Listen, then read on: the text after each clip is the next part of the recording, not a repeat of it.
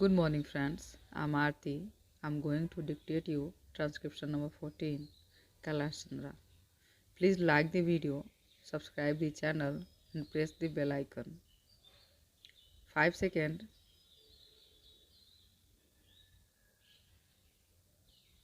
Start. Sir, now I would like to say something about tea.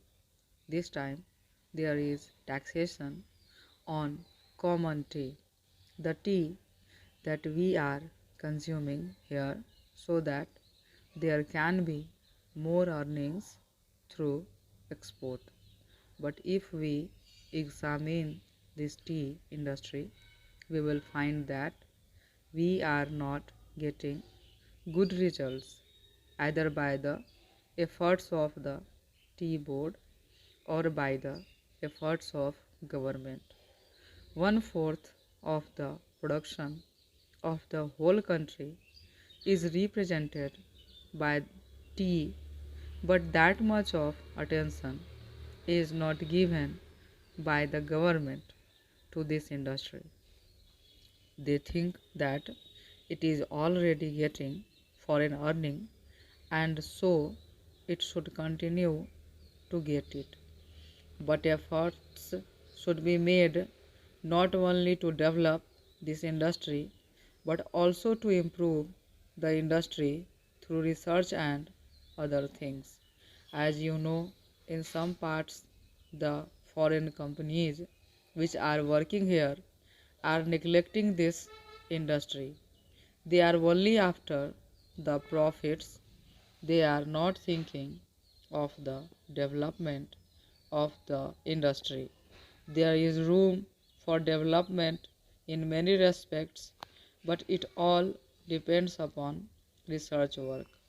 And research stations should be set up wherever there is neglect.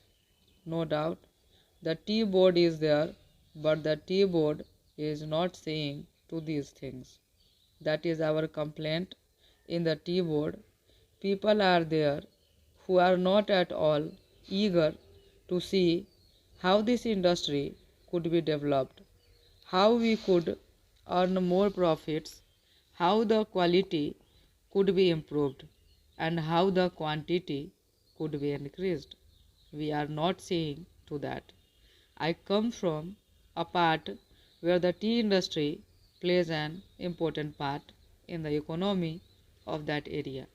But I find that it is being neglected from year to year and no attention is given to it. I find that there is this drought menace in the tea plantations.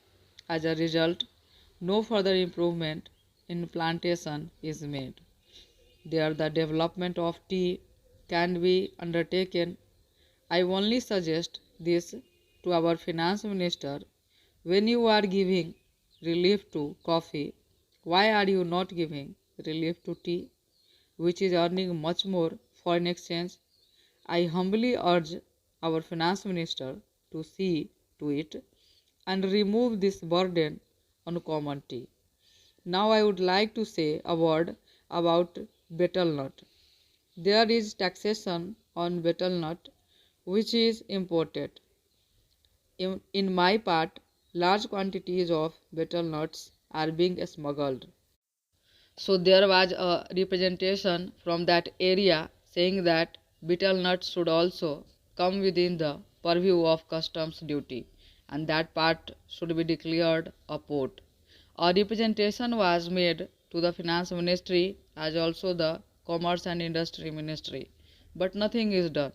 I urge upon them to see to this whether smuggling which is giving no benefit to the government and which is going to be increased cannot be stopped. Though our land customs department is there, it cannot deal with smuggling effectively. Smuggling is going on, so if you want to stop it, some definite steps should be taken and the representation which was made from that part should be given due consideration.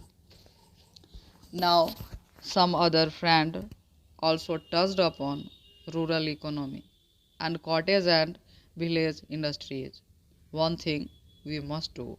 That is, we must remove the disparity between the town and the village.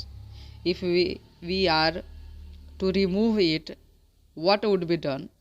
What should develop small industries, village industries, and cottage industries?